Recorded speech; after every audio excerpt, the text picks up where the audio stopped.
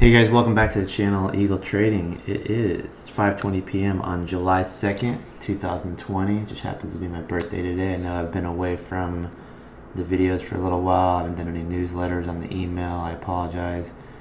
I've actually been focusing on trading, my business. And what's there to say? I mean, this is the biggest digital casino in history.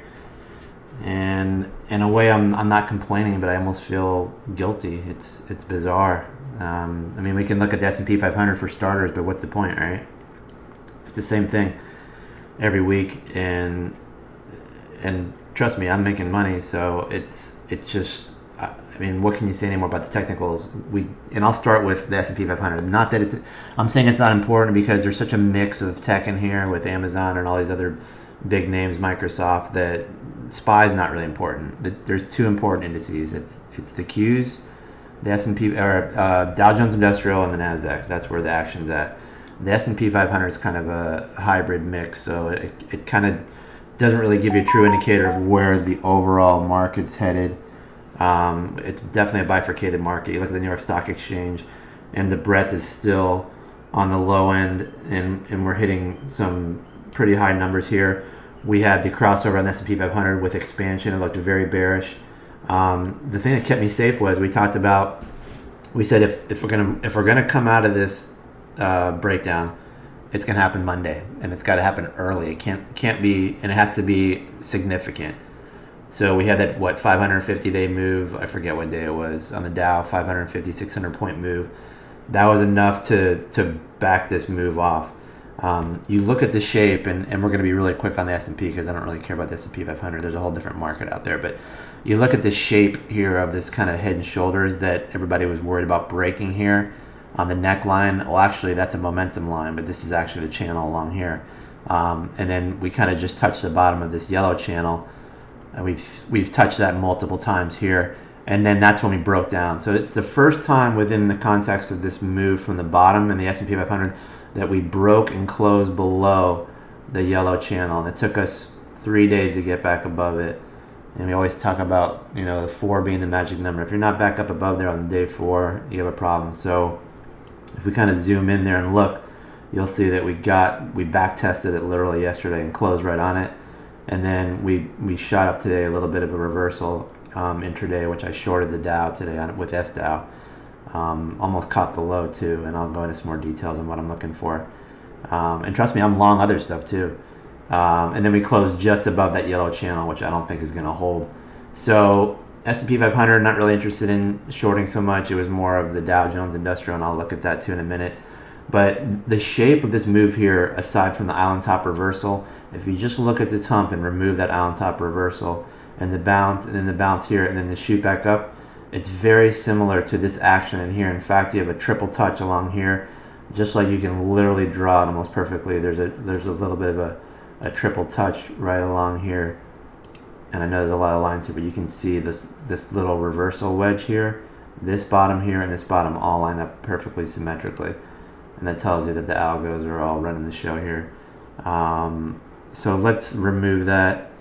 And like I said, every time we've got above that 313 and change area, whether it's the opening here, we close lower.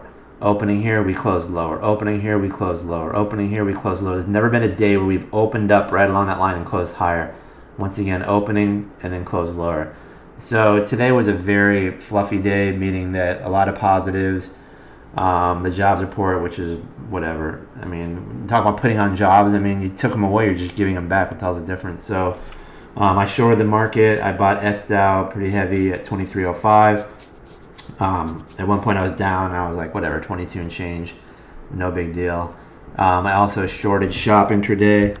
But this thing gave me such a nice pullback that I had to take it. And you can see my channel lines as we broke. And I almost caught near the top. So I had a tight stop. I got in at, I don't know, 1,057 something. And I literally had a 3 points on 40 shares. No big deal. The most I could have lost was $120. But there's 40 shares up at 1,000. And I mean, we dropped almost 30 points. So to me, it was the risk reward was 4, 5, 6, 7 to 1, whatever. It worked out beautifully. Once we broke there, I got a little continuation move, broke this level, and then when we look at the VWAP here, I had to take it on the yellow line. I took some shares off and then re-shorted it again, and then we'll see how it comes out on Monday. I'm very small now in this. I'm not going to tell you the amount because you'll laugh, but this is, it's a $1,050 stock, and we're looking to do multiple trades in the positive that add up. And this is a stock that I like to go long when the market's been down a few days in a row and it opens up negative. So you got to be if you can't play both ways this market, you're not going to make money. I'm usually long this thing because this thing is a beast. I probably should have gone long in here once I covered. The covering was beautiful. I covered at like 1,026, and I know the low is 1,022. Wow, I gave up 4 points. But once we hit that yellow line and we started getting pinned on the RSI down here, I mean, that's the stuff I'm looking for. I'm like, okay, this thing's getting way overcooked here. Way overcooked to the downside. So I don't really know where the bottom is per se to the exact penny, but we take it, and then it starts to create another channel. And then this is how I draw my channel lines. You can see the bounce along here, the bounce along here. They're pretty accurate. But that first wedge that broke there was a doozy, because this was just the very first part. This is all you saw for the most part of the day, right? Just this area here until you see what's going on. Right here is the pop there, there's the pop there, and then once that thing broke, man, right in here, it was like this thing came undone, man. I mean, it started coming unglued. So made some good money on shop. My focus lately, and let's go to the Dow before I get too ADD on you guys, but my focus lately has been IPOs, man. I mean, the IPOs are ridiculously on fire. I mean, it's just, I gotta tell you, between Tesla and stuff like shop, this is the biggest casino, and I've been trading for 25, 30 years or whatever. I've never seen ever. This blows the .com away, because at least the .com was like a segment of the market was bubbly, right? And I get it. Like, if we look at stuff like Norwegian Cruise Lines, the airlines, Caterpillar, Boeing, these stocks are actually trading like they should be trading, right? Big problems out there, virus, reopenings, there's, unemployment. But there's a whole nother world with this market. It's the shops, it's the Teslas that the Fed said, okay, I'm going to back the market, I'm pumping in liquidity, and the money is not leaving the market, it's just finding a new home, and it's chasing performance. So if it's moving up, they want in on it. And nobody knows where the top is. I really can't tell you. I can try to figure out with some Fibonacci extensions where the top is. I mean, you can look at these Fib fan levels here, and as they break, and I'm using, once again, little Mickey Mouse bar charts just for clarity. You can kind of see once you push through certain levels, you kind of gravitate on here and you push through. I mean, look at the move in this thing. This is so overextended. It's not even funny. I mean, we're just hanging out every day above 80 on the RSI. So reversal today, I think maybe I caught it pretty good, but when you give me a gift like that, 24 or 5 points, I got to take it. In any case, let's look at the Dow real quick and kind of give you an idea of why I'm going to continue to stay short the Dow until I'm proven wrong, which, hey, this market's not been easy to... And what I do is I look for areas of overextension to short the market. I came damn close to shorting SPY at 306 the other day. I actually don't short SPY. I use SPY as a gauge, and then I pick on individual stocks, and I pick on the Dow, and I pick on the financials, FAZ. Is where I go long on the inverse. I don't really mess with SQQQ anymore. It's just too powerful. The Qs are just way too powerful. So let's look at the indices, and we'll look at the Dow and what I'm looking at, and on my Fibonacci's on the Dow to keep me safe. And it's going to be more time than price now for me. You have to prove to me that you can stay over a certain level for more than a few days before I'm going to cover at this point. So we look at the Dow here, Dow Jones Industrial Average. Where are you at? Now, I did a Fibonacci a little bit different. I did it from the reversal in here. And you can run it both ways. And it's kind of complicated how I did it. I'm not going to get into all the details. I did not do it from the bottom. And I found that this has been actually a pretty accurate Fibonacci. For me, it's helped guide me on shorting the Dow Jones Industrial Average. What I did was I looked for an area of congestion, reversal, retest, bounce, retest 1, 2, 3 times, and then gap fire away from. So I use that as the bottom. And you can say, well, we can't get to the 38.2, or you can reverse it from here and do it up. It doesn't really matter how you do it. It's the lines that are important. The numbers aren't so important. We could run that from here up and do it like this and say, okay, this is the bottom area here. Let me get my Fibonacci out there. This is the bottom area here. And we're going up to the top. And once again, it doesn't have to be perfectly accurate. And then we can remove the other line here. And we'll remove Fibonacci 2. So you can look at it that way. Actually, I did it backwards. But most importantly is that as long as we stay below the 26,439, 2,640, I'm not going to split hairs, but as long as we stay below the gap and we don't try to get into the fill, I'm going to remain short.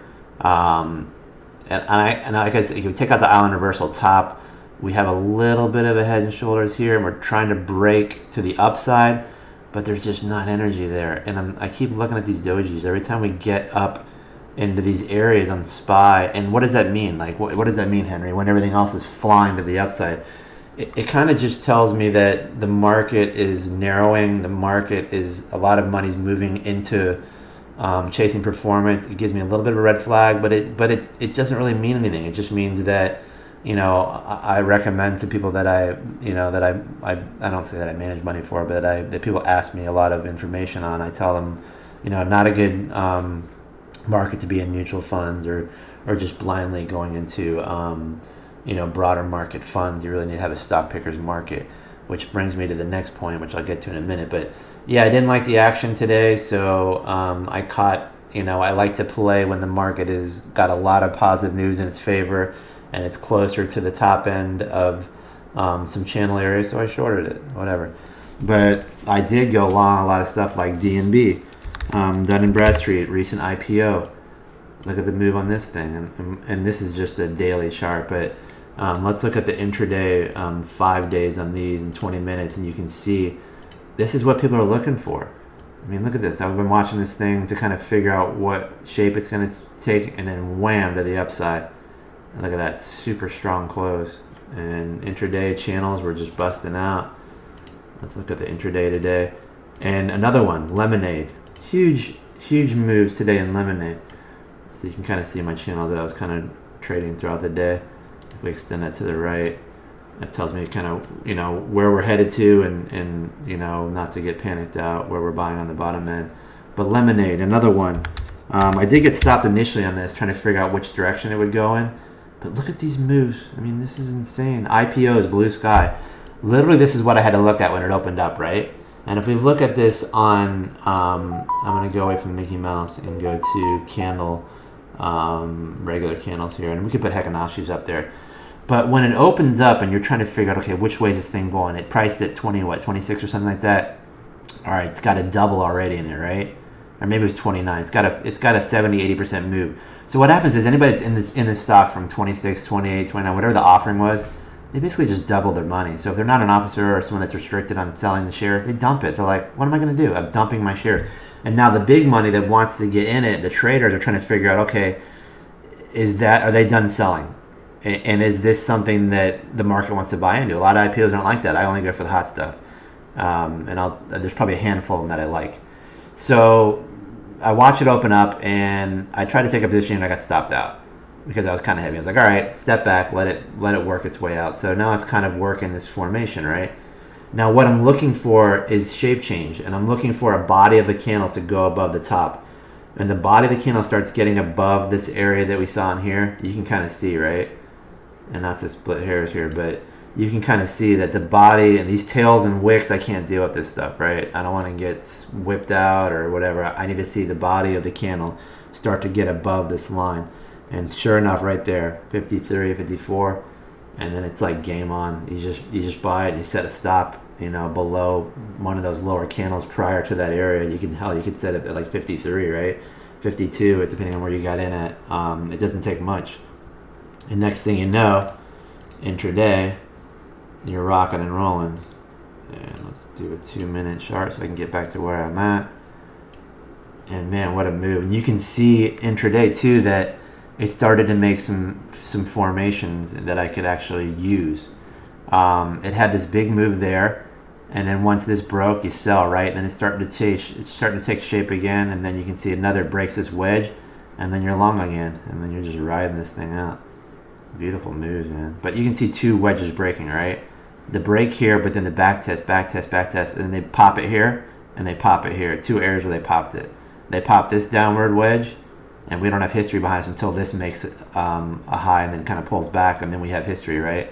The top here, the little pullback and the curl, and then they pop it here again, and then it's off to the races, and then it never looks back. Hit 70 and change. I mean, these are great. Dun & Bradstreet, the same thing. Look at API. This is one we liked with RPRX.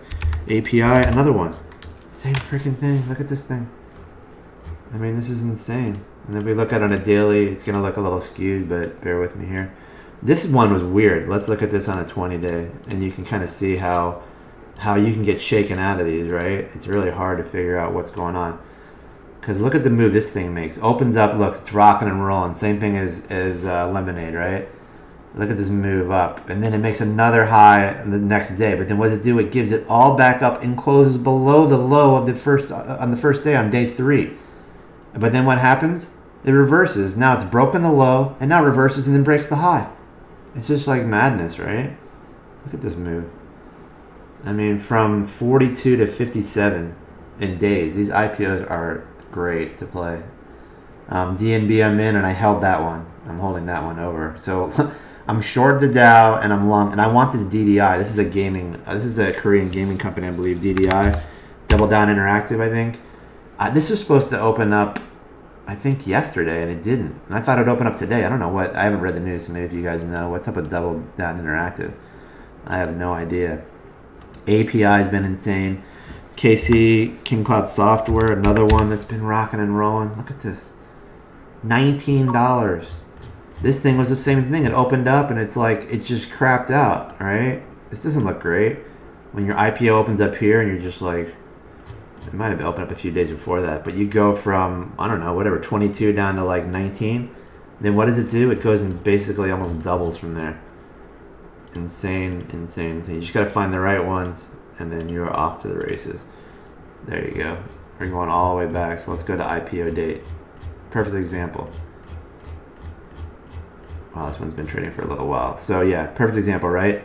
IPO, it's up at 22. It does nothing but go down, right, to 17. And you're like, wow, that's crap. But this is when we got shape change too. And I think I did this from a intraday little area of static, and then the touch there, and then once it popped the wedge there, then you go long. So you're long at 1885, and you just don't ever look back, man. You just put your stop in, 17, whatever, and next thing you know, you're at 32. Sounds easy, right? And there's one right now that I'm in, and I know you guys are going to be like, Henry, you recommended this one. It could do the same thing, right? It could do the same thing. Sorry, I had a little text there. So the one that I'm looking at right now is business calls. Sorry, guys. The one that I'm looking at right now is, and I have it, and I'm pretty big in it, and hopefully it does the same thing. So that's why I kind of want to be short the market a little bit, just to give me a little bit of a hedge. Obviously, I have DNB, PYPD. So this is a cool little under the radar. I can't even find it on StockTwits. It doesn't have a room yet. Really cool bio, like surgical instrument, proprietary stuff company. Really interesting company. Same thing. Made money the first day, sold it, then got back in it. And you look at it and you say, oh, this doesn't look good, right? I mean, look at the wide spreads after our 1650 by 1950. But can this do the same thing? Can it do one of those? And the pricing was $15, I believe. So I love that it opened at pricing. That's why I went in heavy first day. They very rarely, unless it's going to be a dud, and we stay away from those. These are ones that we like. But look at this thing. I mean, as long as this thing doesn't get below 15 too far, I'm just going to hold it and kind of be heavy in this one. And the market kind of pulled back late into the close. This pulled back too. And probably because this little area in here is kind of an area of static before this big candle pop. So yeah, we get it. That's going to be resistance, right? 1785, whatever. Because anybody who's in here is like, all right, I'm good. Oh shit. And then they sold it. And now it's back testing that and then coming back down again. So let's look at the 1785, 1790 area. If we start to break away from there, we're definitely going to be rocking and rolling, I believe. There's a few stranded up here, but I think this area is more of concern here. And then we have the cradle on the bottom at 1650 to collar it up. But it could go lower. It could go into the 15s. But as long as the market doesn't come unraveled, this could do one of those KC things does. I'm telling you, people love these blue skies. And this could be a double, man. This could be a 31, 32, whatever, 27, 28. Nothing to sneeze at. So my take on the market is that I don't like what I'm seeing. I don't like the action in the S&P. I didn't like it the other day. You're going to say either, and I like that we're above the yellow channel that's important to us. But I'm not super impressed, guys. I don't know what to tell you. I don't like that the breadth in the New York Stock Exchange is lackluster. I don't like that I'm seeing, and then look at the RSI here too. We literally started to break down. This looked ugly, or just forget about this line here because we just hit this channel top tier here on the RSI. That's why I shorted it. I felt comfortable shorting this. But when you looked at the context of the shape of the MACD and everything that we were looking at in the breakdown on SPY, that's why I was like, this thing is going to 296 to 298. And we got to 298 and change, I believe. But then we reversed it. So it's not an easy market to continue to be short at support levels, right? You got to kind of wait for the exuberance like we saw today to try to take your shot at shorting. And then maybe you're lucky that you caught the top. Because now if things start to come unravel next week, I'll say, hey, I caught the top. I shorted the Dow almost at the very top when I got an S Dow at 2305. So we don't like to see this, right? And then kind of just return back to that area while the numbers numerically, because of stuff like Amazon and some of the strong stocks in the S&P. So a little bit of hidden weakness there, right? But does it mean everybody's talking about market crash? I mean, not really. Like we're not going to know. If the market breaks the red line here to the downside, then I can start liquidating my positions. Hell, if we even break the back test of this descending channel line, which would be, depending on the day, 306, 307. I mean, it's not that complicated, right? Until then, we kind of, stay with the stocks that are making money, But I got to tell you, some of these are insane. I got to tell you. I mean, it's too much. But we're sticking with the themes, the IPO. They've been rocking and rolling. We're avoiding financials. We're avoiding the cruise lines right now, other than long-term investments. I think you can scale into those longer term, but the market really is a market of stocks, individual stocks right now. And if you wanted to stay hedged by shorting the market at higher levels, I'm not completely opposed to that either. We're still going to struggle here to fill the gap. Every time we get up in this area, we pull back. So that's my take on the market. Looking for those individual stocks, and there's a ton of them. We can go into details this weekend on stuff that I like. I bought 4,000 shares of Solo at 260. Sold that today. Interesting company. I'm not so impressed by the product on their website, but I know the electric car theme is hot right now. And I sold this, and then I bought back smaller after hours, a whopping 300 shares that I will probably hold this thing until it breaks $1.50. I don't give a crap. See where it takes me, and just see what happens, These are hot right now. That and Workhorse and some of these other ones are hot stocks. My disappointment today was SPPI, and we'll close with this. Why is that showing me stocks? SPPI had a breakout, and it was a false breakout. And let's load. And this one pissed me off because I kind of just let it. I was doing so good today, I just didn't really care. I don't know why. I let my profit erode on this. I had a couple thousand shares of this, and I don't know. It might have a continuation move. But when we pop this wedge in here, this was a fun one to carry over after hours, and it was like this quadruple top in here. We hit maybe this top 6 or 7 times. I don't know, all these times right here. So we broke out, and I had a feeling that it was going to break out, so I bought in on Tuesday, and then we got the pop, and then I probably should have sold it, and then 370s, 380s, and it just came back right down to breakout line here. So that was a little disappointing. This kind of looked like a nice fall through move, and it looks like it had some room to the upside. So a little disappointing. I was hoping we might go out and tag the 200-day exponential, but no dice. Anything else that I'm looking at? I don't know. We can go over some stuff this weekend, but that's it for right now, and I will check with you guys later.